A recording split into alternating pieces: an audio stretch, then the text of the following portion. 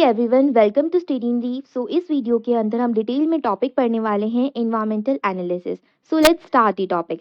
सबसे पहले हम देखेंगे तो इसके अंदर दो वर्ड आ रहे हैं, that is environmental and analysis.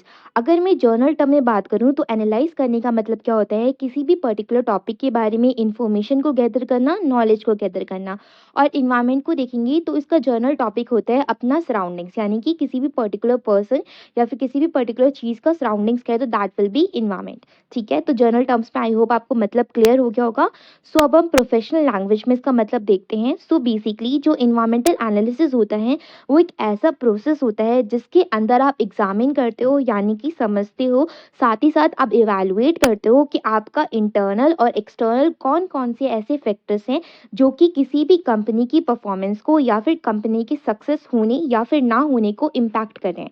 यानी कि बेसिकली आप इसके अंदर क्या कर रहे हो, एग्जामिन कर रहे हो, इवैल्यूएट कर रहे हो वो सारे फैक्टर्स को, चाहे वो इंटरनल फैक्टर्स हो या फिर एक्सटर्नल फैक्टर्स हो, जो किसी भी कंपनी की परफॉर्मेंस को इम्पैक्ट करते हैं। ठीक है, अब इसके अंदर बेसिकली हम क्या करते हैं, बिजनेस इन्वायरमेंट के बारे में पढ़ते हैं, क्योंकि हम क्या कर रहे हैं यहाँ पे ऑर्गेनाइजेशन की परफॉर्मेंस का पता लगा रहे हैं। तो हमें किसके बारे में पढ़ना है इसके अंदर, बिजनेस इन्वायरमेंट के बारे में हम इसके अंदर स्टडी करते हैं।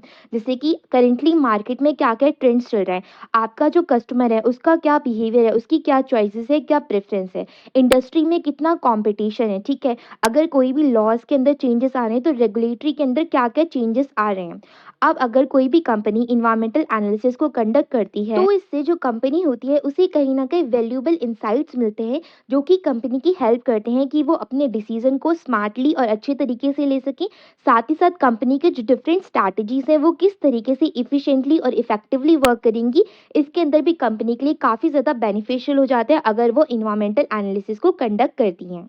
नाउ लेट्स स्टडी क्या क्या एडवांटेजेस होते हैं इन्वायरमेंटल एनालिसिस को कंडक्ट करने के। First can be opportunity identification.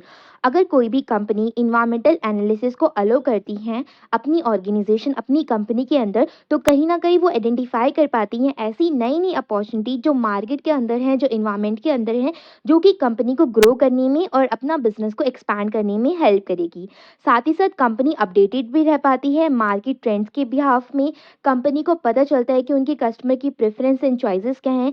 जो बिजनेस है वो इमरजेंसी नीड्स को पता लगा पाते हैं एंड साथ ही साथ वो इनोवेटिव सॉल्यूशंस को भी डेवलप कर पाते हैं, ताकि अगर कोई भी कहीं पर भी लूप होल्स है तो उससे वो ओवरकम कर सकें। Second can be risk assessment, that is अगर कोई भी कंपनी अपने इन्वायरमेंट को एनालाइज कर रही है तो कहीं ना कहीं ऑर्गेनाइजेशन इस चीज़ को आइडेंटिफाई कर पाती है कि उनके पास क्या रिस्क हो सकते हैं, उनके पास क्या थ्रेट्स हैं। बिकॉज अगर कोई भी कंपनी एक्सटर्नल इन्वायरमेंट को एनालाइज करती है तो उन्हें पता चल पाता है कि फ्यूचर में आने वाले क्या थ्रेट्स हो सकते हैं या फिर करेंटली अभी क्या थ्रेट्स है कंपनी के लिए, जिसको कंपनी को ओवरकम करना चाहिए। इससे कंपनी को हेल्प मिलती है कि कंपनी कुछ ऐसी स्ट्रैटेजीज को डेवलप करें जो कि उनको रिस्क को मिटिगेट करने में, दैट इज कम करने में हेल्प करेंगी। एंड साथ ही साथ कंपनी जो है वो अपनी बिजनेस कॉन्टिन्यूटी को भी इंश्योर कर सकती है, क्योंकि कंपनी क्या कर रही है यहाँ पर, ऐसी स्ट्रैटेजीज बना रही है जो उनके रिस्क को कम कर रही हैं। Third can be strategic planning. अब जब इन्वायरमेंटल एनालिसिस कोई भी कंपनी करती है तो कहीं ना कहीं ऑर्गेनाइजेशन को एक सॉलिड फाउंडेशन मिल जाता है अपनी स्ट्रैटेजिक प्लानिंग को आगे करने में। दैट इज इसके अंदर, क्योंकि बेसिकली कंपनी मार्केट डायनेमिक्स को समझ रही है, मार्केट में क्या ट्रेंड्स है उसके बारे में पता लगा रही है, कॉम्पिटेटिव लैंडस्केप को समझ रही है, ठीक है, कस्टमर की क्या डिमांड है उसको समझ रही है। साथ ही साथ बिजनेस इस चीज़ को भी अलाइन कर पा रहे हैं कि जो भी उनके गोल्स है, जो भी उनको स्ट्रैटेजीज हैं, उसको वो किस तरीके से यूटिलाइज करेगा ताकि वो मार्केट के अंदर सारी अपॉर्चुनिटीज को ग्रैब कर सके एंड कंपटीशन में कहीं ना कहीं स्टैंड आउट कर सके। Fourth can be inform decision making, यानी कि अगर कोई भी कंपनी इन्वायरमेंटल एनालिसिस करती है तो इससे कंपनी को कहीं ना कहीं नेसेसरी इन्फॉर्मेशन मिल जाती है एंड इनसाइट्स का भी पता चल जाता है, जिसके बिहाफ पे कंपनी इन्फॉर्म डिसीजन को ले पाती है।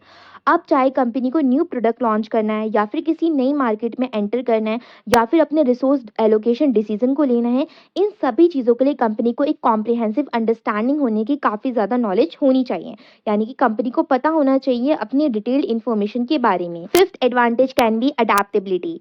आजकल क्या हो रहा है, हम देखते हैं कि हमारे बिजनेस लैंडस्केप के अंदर काफ़ी ज़्यादा रैपिडली तरीके से चेंजेस आ रहे हैं, रैपिडली दैट इज़ जल्दी जल्दी चेंजेस आ रहे हैं। तो कहीं ना कहीं अडेप्टेबिलिटी यानी कि हर चीज़ को अडाप्ट करना काफ़ी ज़्यादा इंपॉर्टेंट हो जाता है किसी भी कंपनी की सक्सेस के लिए। तो जो हमारा इन्वायरमेंटल एनालिसिस होते हैं वो कहीं ना कहीं ऑर्गेनाइजेशन की हेल्प करता है कि जो कंपनी है वो कॉन्टिन्यूसली मॉनिटर करते रहे और एसेस करते रहे अपने इन्वायरमेंट को, ताकि कोई भी अगर न्यू टेक्नोलॉजी आती है तो कंपनी उसे इजीली अडाप्ट कर सके एंड क्विकली अडाप्ट कर सके to stay ahead in the competition.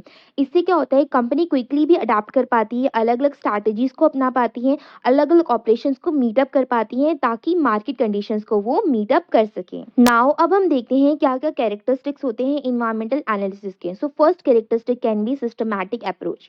Environmental जो एनालिसिस है वो एक सिस्टमैटिक अप्रोच है, यानी कि बेसिकली इसके अंदर एक स्ट्रक्चर फॉलो होता है, एक सिस्टमैटिक अप्रोच को फॉलो करा जाता है एंड उसी के दौरान हम क्या करते हैं, इन्वायरमेंटल एनालिसिस को कंडक्ट करते हैं।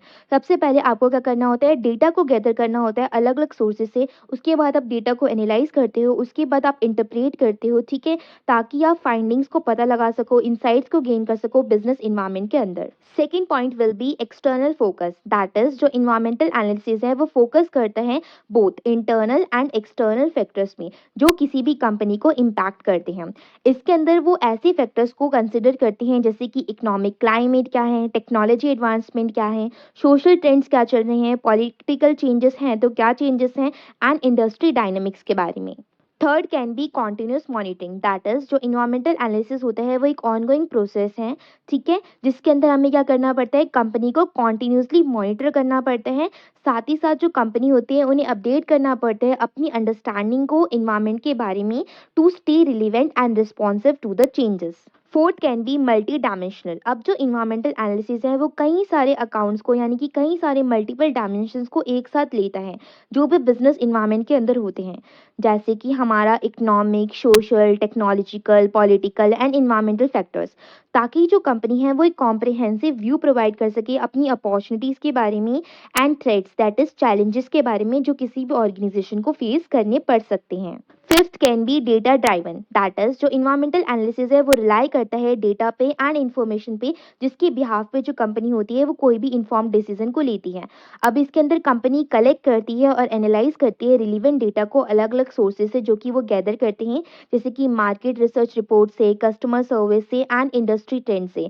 अब ये जो डेटा होता है यानी कि ये जो डेटा ड्राइवन अप्रोच है, इसकी मदद से कंपनी इस चीज़ को इंश्योर कर पाती है कि उनके पास एक्यूरेट इन्फॉर्मेशन है एंड रिलायबल इन्फॉर्मेशन है जिसके बिहाफ पे कंपनी अपनी स्ट्रैटेजीज को बना पाती है। नाउ लेट्स स्टडी क्या क्या स्टेप्स होते हैं इन्वायरमेंटल एनालिसिस के अंदर। So first step can be identify. सबसे पहले क्या करना पड़ता है, कंपनी को अपना पर्पस को डिफाइन करना पड़ता है कि आखिर क्या पर्पस है कंपनी का जिसके बिहाफ पर वो इन्वायरमेंटल एनालिसिस को कंडक्ट कर रही है।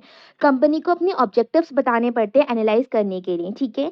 इसके अंदर कंपनी को अंडरस्टैंडिंग होनी चाहिए कि एक्चुअल में उन्हें आखिरकार क्या अचीव करना है एंड कौन कौन से ऐसे एरियाज रहने वाले हैं कंपनी के लिए जिसको कंपनी को लेटर ऑन फोकस करना चाहिए ताकि वो अपने गोल्स को, अपने ऑब्जेक्टिव्स को अचीव कर सके।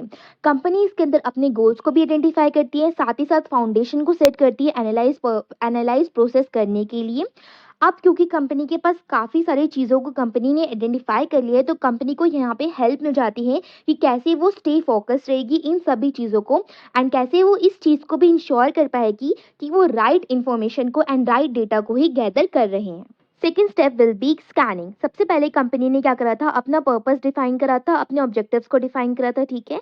तो स्कैनिंग के अंदर कंपनी को क्या करना पड़ता है, इन्फॉर्मेशन को गैदर करना पड़ता है एंड कैसी इन्फॉर्मेशन को, रिलेवेंट इन्फॉर्मेशन को गैदर करना पड़ता है अबाउट द एक्सटर्नल इन्वायरमेंट, ठीक है।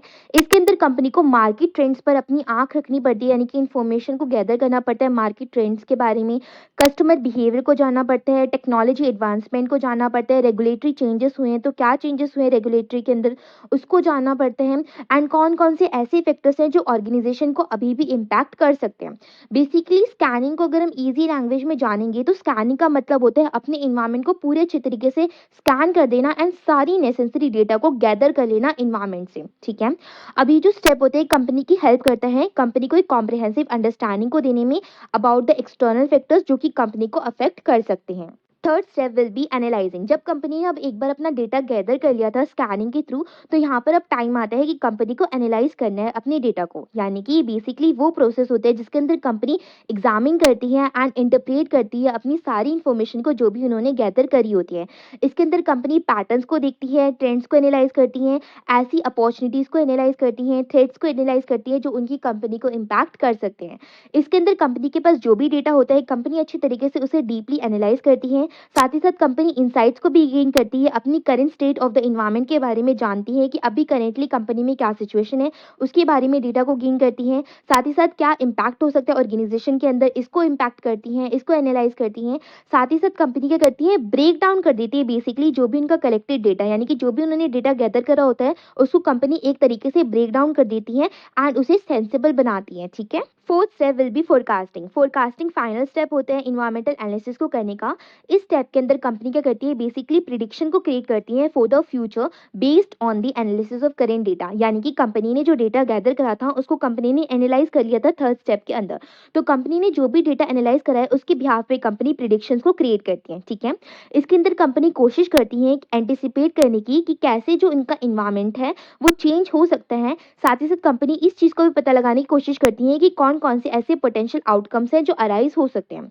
इसके अंदर बेसिकली कंपनी को कहीं ज़्यादा हेल्प मिल जाती है अपने फ्यूचर चैलेंजेस के बारे में पता लगाने की, एंड इसके लिए कंपनी एडवांस में प्रिपेयर भी रह सकती है। साथ ही साथ कंपनी अपॉर्चुनिटीज़ को भी एनालाइज कर पाती है। फोरकास्टिंग करने से कंपनी इन्फॉर्म डिसीजन भी ले पाती है एंड ऐसी स्ट्रैटेजीज को भी डेवलप कर पाती है जो कि अलाइन करते हैं expected changes in the environment से।